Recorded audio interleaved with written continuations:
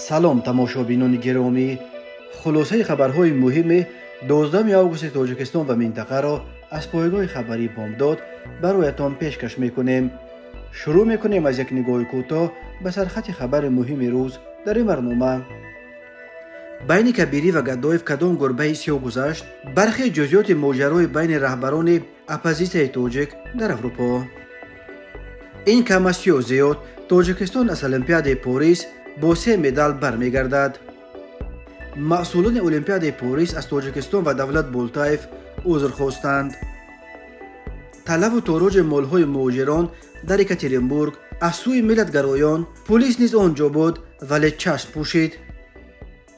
هلاکت 5 نفر از جمله پدر و پسر در 4 صدمه در جنوب تاجیکستان. و اکنون تفصیلات خبرها. پیمان ملی تاجیکستان، یک ائتلاف در خود تاجیکستان فعلا ممنوع نیروهای اپوزیسیون تاجیک در اروپا، روز 11 آگوست سال 2024 در یک اظهارات کوتاه بدون آوردن کدام جزئیات رو زدن ماجرا در بین رهبران این سازمان را تصدیق کرد. در بیانیه کوتاه دپارتمنت اطلاعات پیمان چنین آمده است: شروع پیمان ملی تاجیکستان در جلسه خود از 2 آگوست سال 2024 مسئله پیوسته عدد وکالت خود برآمدن عضو شورا گدای شراف‌الدین را بررسی نموده با اکثریت رای او را از شروع پیمان ملی تاجیکستان خارج کرد. پیمان در اطلاعیه‌اش بجز از این یک جمله خشک پروتکلی تفصیلات دیگر نداده است. سلیمان سلطانزاده، سخنگوی پیمان ملی، روز 11 آگوست در مصاحبه با پایگاه خبری بامداد گفت این جلسه اضطراری قبل از بررسی رفتار گدایف دعوت شده بود و به صورت آنلاینی شب 2 آگوست دایر شد. سلیم سلطانزاده گفت در جلسه گدایف نیز حضور داشت و اظهارات جنبش اصلاحات و رشد را تقریبا همزمان با انجام جلسه در فیسبوک نشر کرد. سلطانزاده گفت به برخی دلیل‌ها مشخصاً با چه اقدام‌های عدد وکالت‌های خود برآمدن از طرف گدایف را شرط دادن نمی‌تواند، ولی گفته می‌توانم که مسئله به حفظ مستقلیت پیمان ملی ربط دارد، تاکید کرد سخنگوی پیمان ملی. و موسی یونس استرافشانی، عضو انجمن آزاداندیشان تاجیک که در ایران به سر میبرد و در اظهارات اخیر گدایف به همکاری با مقامات جاسوسی ایران عیبدار شد، این اتهام را تهمت خوانده به نوبت خود بدون آوردن تفصیلات گدایف را به دست داشتن در تفتیه و یک خیانت بزرگ نابخشیدنی عیبدار کرد. او در فیسبوکش نوشت جناب شراف‌الدین گدایف به خاطر ادراک یک خیانت بسیار بزرگ و نابخشیدنی از صف پیمان ملی تاجیکستان بیرون کرده شد. سلیم سلطانزاده نیز درباره در کدام تفتیه یا خیانت دست داشتن گدایف را شرح نداد، ولی گفت اخراج او به هیئت شورای ملی به طلب استعفای کبیری یا التیماتوم گذاشته‌اش ربطی ندارد. گدایف و برخی اعضای دیگر شورا قبلا هم مسئله استعفای کبیری را مطرح کرده بودند. خود کبیری این را هر دفعه برای اعضای شورا حواله میکرد، ولی اعضای شورا استعفای او را قبول نمیکردند. به این دلیل باید تاکید کنیم که گدایف برای برآمدن عدد وکالت‌هایش از شورای پیمان اخراج شد، نه برای استعفای کبیری طلب کردنش، گفت سلطانزاده. و با شراف‌الدین گدایف در مصاحبهش با بامداد گفت وقتی از 18 عضو شورای پیمان 13 نفر یعنی 75% از حزب نهضت اسلامی که رهبرش کبیری است نمایندگی میکنند، طبیعی است که تمام مسئله ها به نفع کبیری حل میشوند. گدایف اصرار می‌ورزد که مسئله اخراج او از شورای پیمان محض بعد استعفای کبیری را طلب کردنش پیدا شد. من در جلسه شورا از کبیری روی راست پرسیدم که از تأسیس پیمان 6 سال گذشت، نتیجه کار چیست؟ پیمان در 6 سال یگان بار انجمن حساباتی و انتخاباتی دایر نکرد. پیمان حتی سامانه خودش را ندارد. عملا نتیجه کارش هیچ است. من طلب کردم که بگذار کبیری برود و به جایش نفران جوانتر روی کار بیایند. به نظر ما رهبریت پیمان باید هر سال نو کرده شود، چون که رهبری یک رنگ دیکتاتور و شخص پرستی را به وجود آورده سازمان را به مرداب تبدیل می دهد. همین طور هر سازمان عضو پیمان باید نمایندگی برابر داشته باشد، نه اینکه 75% از حزب کبیری و برای بقیه همگی 25%، گفت گدایف. سلیم سلطانزاده برخی ایرادهای گدایف از جمله در مورد انجمن و سامانه پیمان را قبول کرد و گفت سامانه پیمان ملی در صدای سوخته شدن است و باید روزهای نزدیک به کار درآید. در مورد نمایندگی برابر سازمان‌های عضو پیمان سلطانزاده گفت در آغاز این پاریته نسبتا رعایت میشد، ولی به تدریج با موافقت خود اعضای شورا از جمله گدایف افراد نوی به صف شورا پذیرفته شدند و در نتیجه ترکیب شورا خیلی تغییر یافت. اما گمان نمیکنم که 75% تنها اعضای نهضت باشد. گدایف برای مثال استرافشنی را نهضتی خوانده است، ولی او یگان وقت از جمله در گذشته نیز عضو حزب نهضت نبود. میگوید سخنگوی پیمان ملی در شبکه‌های اجتماعی درباره سبب‌های اصلی این بزرگترین بحران در رهبری پیمان ملی فرضیه‌های مختلف صدا می‌دهند. برخی در این قضیه دست مقامات ویژه روسیه، برخی قدرت‌های دیگر را می‌بیند.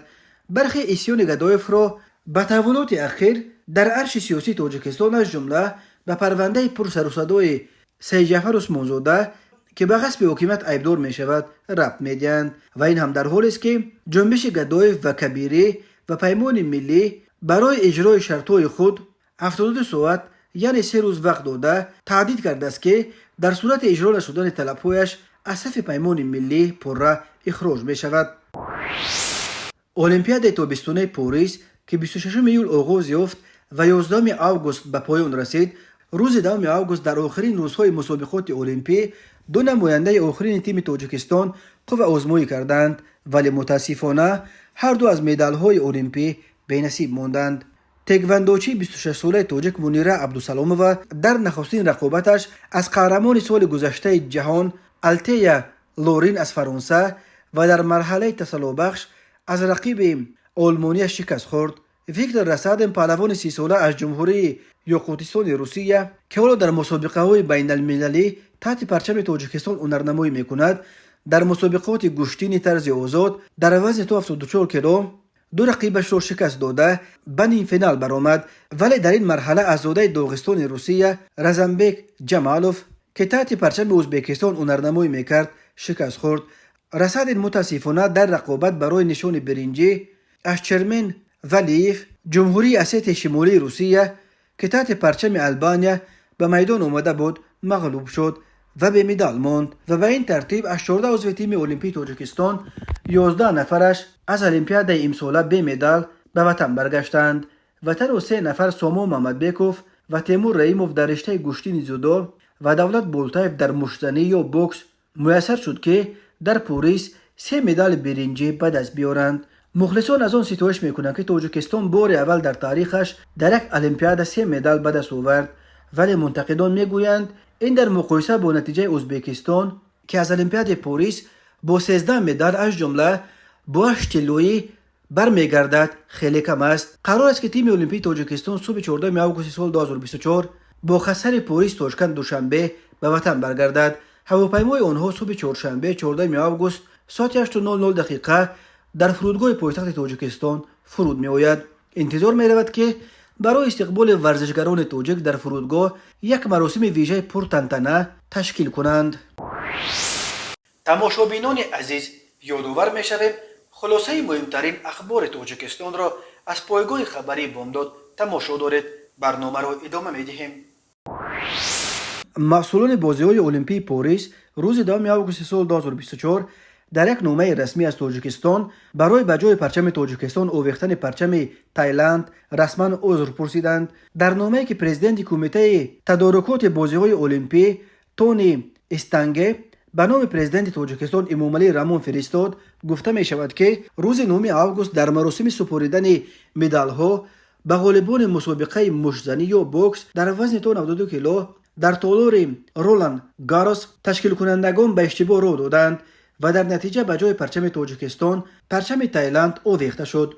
تونی استانگه در نامش به امامعلی رحمان می افزاید ما می خواهیم به برنده نشان برنجی جناب دولت بولتایف، کمیته ملی المپی و مردم تاجیکستان برای این حالت نامناسب صدقاً عذر بپرسیم. ما پورا درک میکنیم که چنین اشتباه در چنین یک لحظه برای ورزشگر شما و مردم شما مهم میتوانست ضرر بزرگ برساند. کمیته تدارکات بازی‌های المپی پاریس 2024 تمام کوشش خود را به خرج خواهد داد و از حد اکثر توجه و احتیاط کار خواهد گرفت تا که در آینده چنین اشتباه تکرار نشود. طوری قبلا خبر دادیم روز جمعه 9 آگوست سال 2024 در المپیاد پاریس در مراسم سپردن مدال‌ها به غالبان مسابقه مشت‌زنی در وزن تا 92 کیلو تشکیل کنندگان به اشتباه رخ داده به جای پرچم تاجیکستان در بالای سر مشت‌زن تاجیکستانی دولت بولتایف پرچم تایلند را آویختند.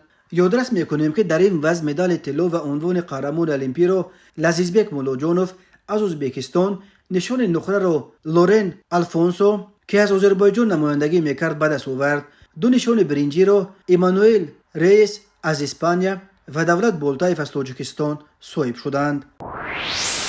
در شهر اکاترینبورگ روسیه ملتگرایان از سازمان روسکای اپشن اکاترینبورگ در پیش چشم کارمندان پلیس میوه و سبزیجات از دکانهای مهاجران بازداشت شده را به رهگذران تقسیم کردند، ولی پلیس این تلف و تاراج مال و محصولات مهاجران را نادیده گرفت. روز 8 آگوست سال 2024 در جریان رید مشترک پلیس، روسپاتربنادزور و سازمان ملتگرای روسکای اپشن اکاترینبورگ در دکانهای میوه و سبزیجات فروشی مهاجران در نویه راه اوهان شهر اکاترینبورگ ملتگرایان با استفاده از فرصت به رهگذران پیشنهاد کردند که از دکانهای بی‌صاحب مهاجران بازداشت شده چقدر که زورشان میرسد میوه و سبزیجات بگیرند. این عمل در واقع تلف و تاراج نام دارد، ولی کارمندان پلیس در جای حادثه حضور داشته و این تلف و تاراج در پیش چشم آنها رخ داد این کار را یک چیز عادی خواندند و دخالت نکردند. یک کارمند پلیس در پاسخ به سوال خبرنگار که این تلف و تاراج تا کجا قانونی است گفت این یک کار عادی است، اما در پیش دوربین کامera او زبان خواهید که گویا در آن طرف راه قرار داشت و چیزی را ندیده است. این افسر پلیس باز هم گفت که این تلف و تاراج نیست، اگر شما تلفن را گم کرده باشید این دزدی حساب می شود. گفت این خادم قانون رهگذرانی که میوه و سبزیجات بی‌صاحب مانده را از دکانهای مهاجران به خلطه‌های خود بار می‌کردند به سوال ژورنالیستان پاسخ دادند که به آنها نمایندگان روسکای اپشن اجازه دادند که میوه و سبزیجات را از این دکانها بردارند. آنها گفتند که نفقه‌خواران می‌توانند از این دکانها میوه و سبزیجات بگیرند، اگر آنها اجازه نمی‌دادند ما نمی‌گرفتیم. بدون یگان احساس شرم گفت زنی که چندان به نفقه‌خوار مانند نبود ولی خلطه‌اش را پر میوه کرده بود. مثل او در بین آنهایی که دکانهای مهاجران را طلب و تاراج می‌کردند زن و مرد خیلی جوانتر از سر نفقه کم نبودند. لازم به گفتن است که نفق ژورنالیستان بلکه شماره از ساکنان محلی نیز کوشش می‌کردند تا مردم را به انصاف دعوت کرده مانع طلب و تاراج دکانها شوند. در همین حال نتیجه‌های رید برای برگزار کنندگانش چندان روسرخ کننده نبود. از 9 مهاجر دستگیر شده کارمندان پلیس تنها در اسناد یک نفرش مشکلات پیدا کردند و باقی مانده را مجبور شدند جواب بدهند. این بار اول نیست که پلیس اکاترینبورگ ملتگرایان را به ریدهای ضد مهاجران جلب می‌کند. هفته گذشته روز 3 میول پلیس همراه نمایندگان روسکای اپشن دکان‌ها و آشخانه‌های مربوط به مهاجران را تفتیش کرده بودند. روسکای اپشن در کانالش در تلگرام نوشت در آشخانه‌های مهاجران پرتوف، لطه‌های چرکین، گوشت بو گرفته و تا ترکم پیدا کردند. ملتگرایان گفتند عین احوال را آنها در دکان‌های میوه و سبزیجات شاهد شدند. در ماموریت نویه راه آهن اکاترینبورگ گفتند که ریدها به ضد مهاجران را در آینده باز هم ادامه و حتی وسعت خواهند داد، اما روشن نیست که در کدام اساس در اکاترینبورگ در این ریدهای ضد مهاجران ملتگرایان از جمله از روسکای اپشن جلب کرده می شوند. قبلا والی کشور پریموری روسیه از تشکیل دروژین‌های مخصوص از حساب سابقه‌داران جنگ ضد اوکراین و سازمان‌های ملتگرا برای گذرانیدن ریدها به ضد مهاجران در منطقه شرق دور خبر داد. رهبر پلیس ولایت مسکو باشد دعوت کرده است که سیمای این ولایت را سفیدتر کنند. منظور گنرال روس البته از مهاجران پاک کردن قلمرو ولایت مسکو بود. وزارت کارهای داخلی تاجیکستان خبر داد که در 3 روز اخیر بر اثر 4 صدمه در جنوب جمهوری دست کم 5 نفر از جمله پدر و پسر جان دادند. شام 8 آگوست سال 2024 تخمینا ساعت 19:30 راننده ماشین تمغه مازدا شیرالیف محمد سعید سال تولدش 1985 ساکن نویه بلخی هنگام حرکت از شهر بختر به سمت نویه بلخی در شورای جماعت دیوت نواباد امین نویه از عهده اداره واسطه نقلیات نبرآمده پیاده‌گرد محمد نظر و نصیبه سال تولدش 1992 ساکن نویه کوشانیان را پخش نموده است.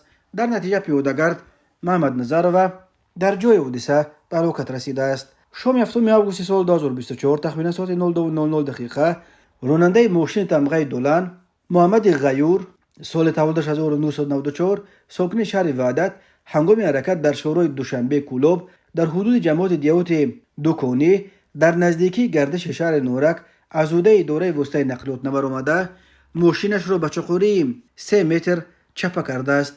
در نتیجه راننده محمد غیور و پسر خردسالش پیرزاده یاسین محمدی سال تولدش 2016 در جای حادثه به هلاکت رسیدند. صبح 7 آگوست سال 2024 تقریبا بین ساعت 6 به 7 راننده یک ماشین نامعلوم هنگام حرکت از ناحیه قبادیان به سمت شهر بختر در حدود جماعت دهقان‌آباد نویه دوستی از عهده اداره کردن واسطه نقلیات نبر آمده پیاده‌گرد میرزا شریپوف جورابک سال تولدش 1973 ساکن نویه بلخی را پخش نموده از جای حادثه غیب زده است. در نتیجه پیاده‌گرد میرزا شریپوف در جای حادثه به هلاکت رسیده است. هنگام گذراندن چاره‌بینی‌های اپراتیوی جستجویی از جانب کارمندان میلیسیا راننده ماشین تمغه اوپل استرا ارون شهزاد سال تولدش 2000 ساکن نویه مذکور دستگیر کرده شد. شب 6 آگوست سال 2024 تقریبا ساعت 22:00 دقیقه راننده ماشین تمغه اوپل استرا بوتروف قدرت الله سال تولدش 1997 ساکن نویه کوشانیان هنگام حرکت از سمت نویه دنغره به سمت شهر بختر در کنار شهر لیوکانت از عهده اداره وسطای نقلیات نبر آمده ماشینش را به چقوری 15 متر چپه کرده است. در نتیجه مسافر اوپل سعید محمد موسی سال تولدش 1999 ساکن نویه کوشانیان در جای حادثه به هلاکت رسیده است. راههای تاجیکستان از لحاظ صدمه‌های مرگ‌آورش پرخطر دانسته می‌شوند. هر سال بر اثر صدمه‌ها در راههای تاجیکستان تا 400 نفر به هلاکت رسیده بیش از 1200 تن دیگر معیوب می‌شوند. تماشابینان عزیز و گرامی، این بود مرور به خلاصه چند خبر مهم امروز تاجیکستان. خبر و گزارش‌های بیشتر از تاجیکستان و درباره تاجیکستان و اطراف آن را در سامانه پایگاه خبری بامداد در این نشانه پیگیری نمایید: www.bomdad.com. خوش باشید.